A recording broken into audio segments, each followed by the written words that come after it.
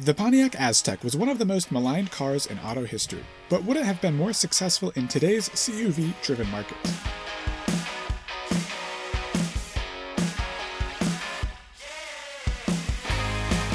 Sold throughout the early 2000s, the Pontiac Aztek was GM's attempt at an outdoorsy Subaru Outback-style crossover that was based on the Pontiac Montana's minivan platform.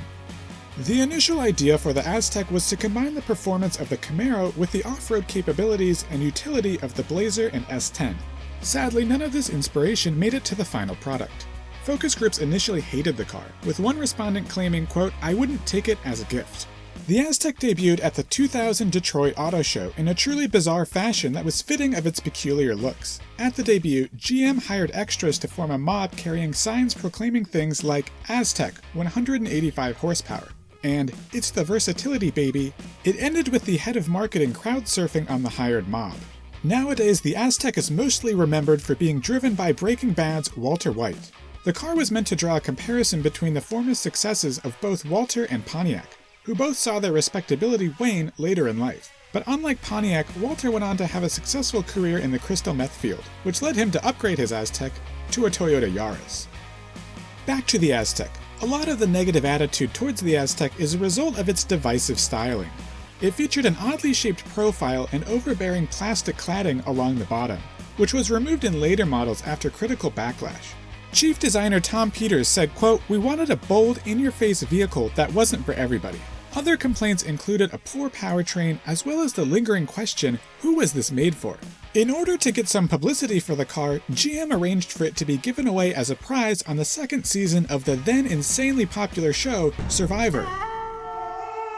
The reward includes a tent, a mattress, 4 wheels, and a key.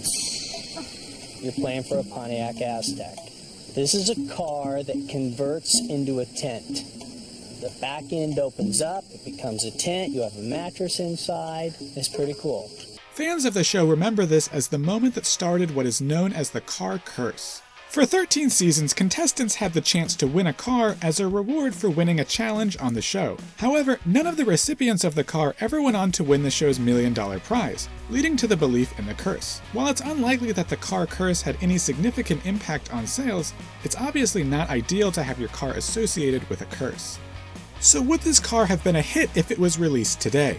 First, it's worth noting that the Buick Rendezvous of the time was essentially just a spiffed-up Aztek with toned-down styling, and it sold somewhat better.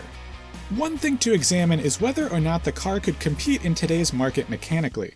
It featured a 3.4-liter V6 engine with 185 horsepower and a 0 to 60 time between 9.2 and 10.8 seconds, depending on who you ask.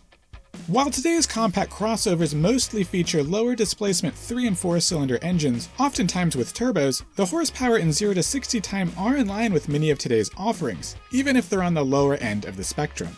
In terms of handling, contemporary reviews claimed that the Aztek drove very much like its minivan cousin, though minivan-like handling remains a common complaint among some of the top-selling SUVs of the present.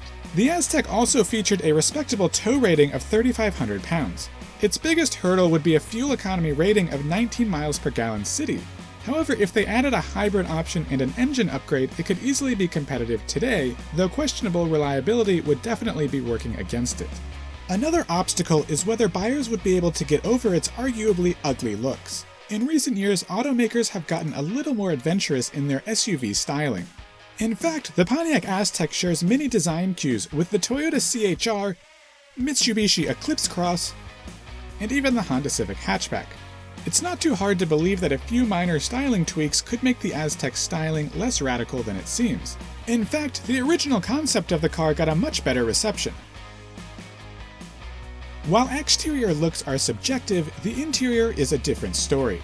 Drivers often complained of cheap interior materials and an oddly placed bar that limited rear visibility.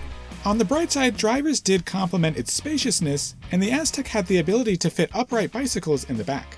A major roadblock for the Aztek is its price. Adjusted for inflation, the starting price would be about $32,000 in today's money, jumping to well over $40,000 when fully equipped. This puts it out of its primary demographics budget, who could instead opt for something like the Subaru Crosstrek for about $22,000.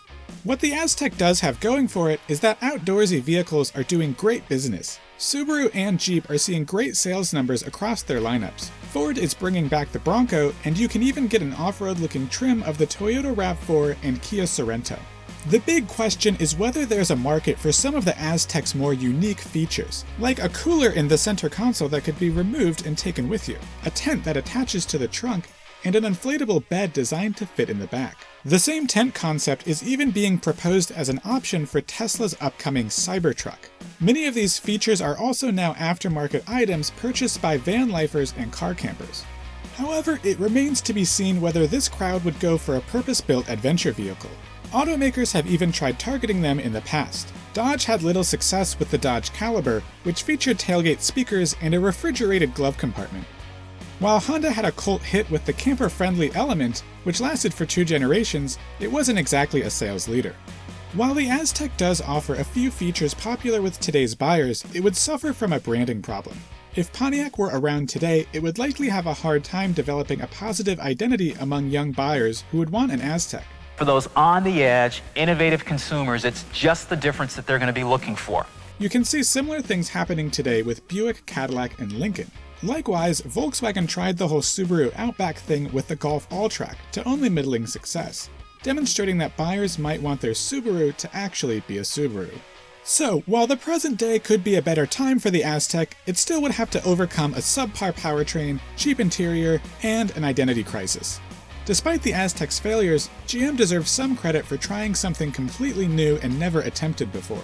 On a more positive note, some experts speculate that the Aztek may increase in value once collectors start scooping up the remaining models.